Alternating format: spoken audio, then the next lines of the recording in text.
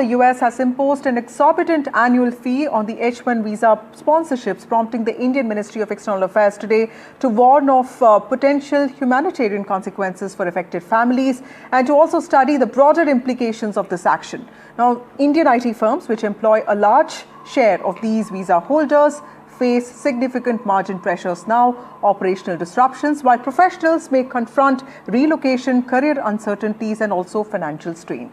But this move also raises broader concerns about US-India talent mobility, bilateral relations between the two countries, and how really resilient is India's tech ecosystem. Now, the big question is also whether India and its tech industry can pivot quickly to mitigate the fallout of this. It's easy to say that such disruptions can also be an opportunity, but what about the loss of opportunities and what really is the way forward? That's what we discuss in the course of the next few minutes. Joining us now is Meera Shankar, former ambassador of India to the United States of America. Thank you, Ambassador Meera Shankar, for joining us. Ma'am, what do you think India should be doing next? We also saw MEA respond to this, saying that it is studying this and also saying that there could be humanitarian consequences. Help us understand what are the options that India has now? Well, I don't think there are many options in that sense because this is a decision taken by the US government, and visa fees are, purely within their sovereign right to decide. But clearly it's intended to actually gut the H1B program. And that is going to impact Indian companies quite adversely. But they have dealt with these issues in the past. Even during his first term, Trump did make processing of H1B visas quite difficult and uncertain. But certainly the visa fees were nowhere near this level. They were $2,000 to $3,000. Now this is $100,000 annually. So effectively the H1B program ceases to exist. It's going to also hit US companies because they've been the largest users of the H1B visa program. In fact, amongst the top companies using the H1B, I think there are only about 2 Indian companies. Infosys and Tata Consultancy was the number 1 from India, and then Infosys. Most of the others are basically American companies. So they will find that they will be short of talent because there has been a skills shortage in the United States, and Indian talent was helping actually build competitiveness for US companies. Right. Indian companies will now look at workarounds, doing more work offshore. Now, many US firms have set up global capability centers in India. So there will be more work done by global capability centers. But clearly this is not a friendly act as far as India is concerned. US companies, IT and service companies, have a free run in the Indian market, whether it's Amazon, whether it's Google, whether it's Facebook, whether it's Meta, and so on. And many of them, for instance, are even doing things like financial payment systems. Can we have a look at this? Because questions will be raised as to why we are providing free. Diplomatically, we already are navigating the situation around tariffs, and that's not been good news for us. But there are these discussions going on with regard to the trade deal that's being worked out, and now we have this situation as well, which was not completely unexpected. Diplomatically, what do you see the fallout of this on India-US bilateral ties? Well, I think that it further erodes trust between the two countries, and it gives the impression in India that the US is squeezing India economically, because just before this you had the withdrawal of the waiver for the Chabahar port in Iran, which the Trump administration itself had given a waiver for in its first term. Now, one could say that these are the byproducts of either U.S. foreign policy priorities like stepping up maximum pressure on Iran, or its domestic priorities like stemming immigration. But nevertheless, any balanced approach would have looked at the consequences also for a strategic partner and sought to at least mitigate some of that. But here we are not seeing that. So it's also a way of stepping up the pressure on India as we negotiate. Right. Thank you, Meera Shankar, former... Yes, ma'am. Please go on. For India, I think we have to be pragmatic, try to negotiate with the United States, with the resumption of talks. But at the same time, I think we need to signal a slightly stronger approach. Right. Whether you do something or not, you can always say that this is the action that India is contemplating or examining if issues are not resolved within, say, a certain number of months or a time frame. Right. So that is going to be important. How India reacts to this diplomatically will also be something that the world will be watching at very closely. Thank you, Meera Shankar, former ambassador of India to the United States of America, for joining us. We also have Sudhanshu Kaushik, Executive Director, North American Association of Indian Students. We have Varun Singh, who is an MP of an investment migration company. He's a certified investment migration consultant as well. We also have Krishnan, managing partner of New Ventures and the CEO of Newware. Thank you all of you for joining me on this broadcast. Krishnan, to you first. You have a personal story to tell us. You went to the US as a student on the same visa that we're talking about. You built a company. You're in India now. Tell us, how do you look at the announcement that has been made today? How should Indians aspiring to go to the US look at this? What is your advice? No, I think this is upending the complete current immigration system in the US, right? I think I would stick my head out and say, if you look at all the CEOs of the global companies like Microsoft or Google, all of them went through the H1B program, right? You go there, you do your master's, then you get an H1 visa and you work, right? So H1 visas are the cornerstone of the whole IT outsourcing to a large extent, right? So I think this is I would say it's a watershed moment. I hope, better sense will prevail, and US will, maybe change some others, because if you charge $100,000 for one visa, right? That is the salaries which an H1 immigrant on an average gets paid, right? And this is per year. The details are still to be worked to known, but I find this will absolutely impact Indian IT to some extent. There are some companies, even Indian companies, which have 40% H1 visa holders, right? And I heard that some of them are telling their people not to leave the country, not to leave the US in particular.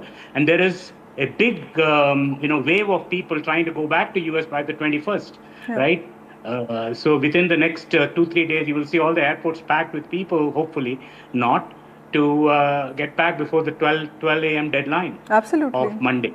All our families have those people going in, so clearly it's going to be a situation that is quite concerning. Sudhanshu Kaushik, a lot of people are saying that this can potentially endanger the big American dream that a lot of us have had. But there are also people who are being optimistic here, saying that this is just this is just a phase and this will pass. How are students feeling about this? I mean, what's a phase that's going to pass? We have 3 more years of this administration that is trying to depopulate, ban, and get rid of people on its quote unquote way to economic prosperity. That's just not economic theory. That's honestly, it's catering to a very small but vocal minority on Twitter, these immigration restrictionists who believe that the source of their economic woes are sourced from Indians on H1Bs or Indians trying to be there. And I say Indians specifically when this conversation comes up, because 70% of H1B holders in 2023 were actually Indian citizens. So when we talk about this being an H1B visa issue, it proportionally impacts Indians by far the most. And what I've been seeing, whether it's students, because this is not just H1B, it's directly related to F1. Of course, it's ruining the American dream, but I just also don't understand the rationale behind it. I mean, Indians here in the United States, we've contributed hundreds of billions of dollars every single year in taxes. We contribute tens of billions of dollars in just fees. And then almost trillions with a T we contribute to basically the economic output due to the sheer capacity that we're here. We're the least incarcerated. We're one of the most peaceful communities. And you have demonized us, and you've basically catered to us and discriminated against us. That's not so-called the American dream, and I'm unsure what people do from now. And then this is just the H1B, the catalytic effect on higher education as well, which contributes, Indian students contribute over $200 billion to. Are you going to contribute $50,000 to $70,000 in tuition per year, knowing that you're basically not allowed to get, a job afterwards? So I think it's really breaking apart this really good process in terms of I completely understand, and maybe Varun can talk more about it, but H1B needed reform. That's clear. In the 1990s, this process was started by the U.S. Congress. But it probably needed a phased reform, right? So I'll just come back to you in just a bit, but that's an important point. It probably means fewer employees coming from Indian origins in the IT sector, but also means fewer students. Varun Singh, what measures should the Indian government consider now? Do you think financial incentives could work, policy changes, infra investments? What do you think India should be considering to also attract back or retain talent that is being discouraged by these fee hikes? Yeah, absolutely, Vasudha. This is the time where the Indian government should make a retention plan for the Return in India programs, because the Indian Embassy and the Foreign Exchange, they should understand, the Foreign Ministry should understand that there are a lot of brain drain happening. And this is not a new story. And a lot of uncertainty, the Indian top talents have been migrating to US for a better job, for a better living, contributing their economy. But we are in a better ecosystem compared to what we had in past in terms of Indian. This is all because of political movement, and it's all about hire American and buy American, and the movement is all politically to gain the political mileage. The Trump is trying to do all this because of not as a corporation, as a political way. It's all picture is looking. But at the same time, Indian government should. This is the best time. This is the best time where the Indian government should have the sub-economic zones, special zones for the US expats and the companies to open a new labs, give a tax rebates, and then that is how the talent retention can happen.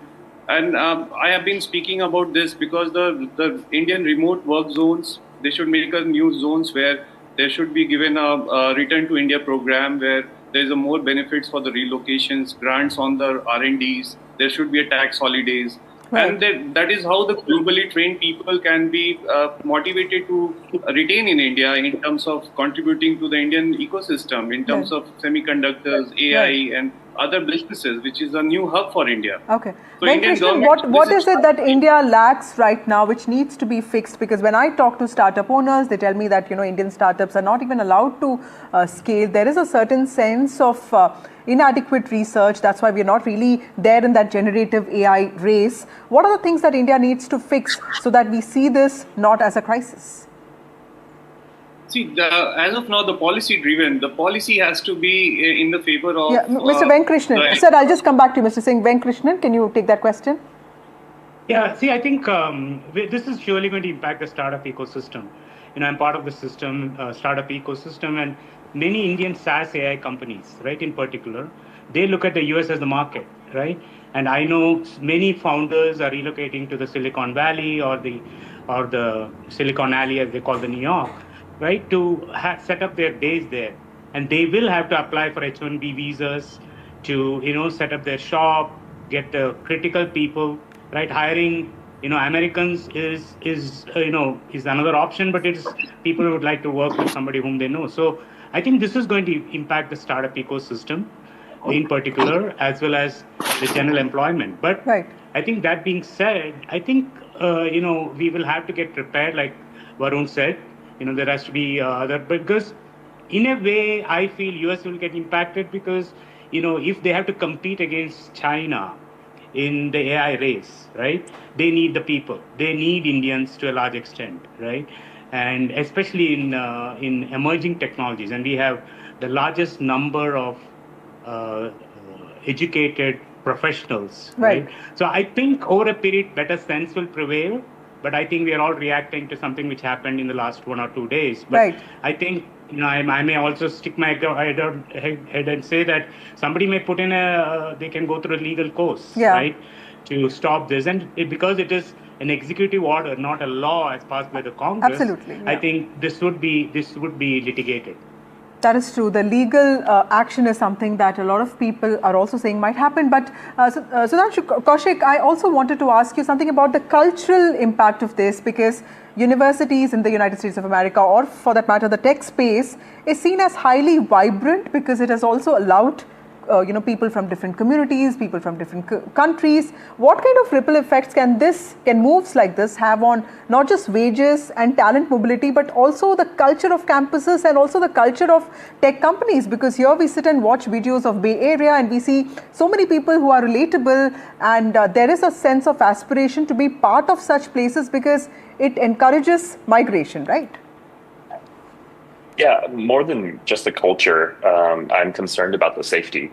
3 weeks ago and 2 weeks ago, we actually set out a alert to all our members and campuses across the United States, specifically geared towards Indian students, because what you see online, the hate that's brewing from a lot of these nativist approach MAGA Republicans, and the implications that's happening on the ground, whether it was the beheading in Dallas, whether it was a few racial hate crimes that have happened sporadically just in the past 2-3 weeks. We've seen a constant uptick since basically the inauguration of Donald Trump, and since the inauguration and the executive orders that have been targeting Indians, and we're concerned about that.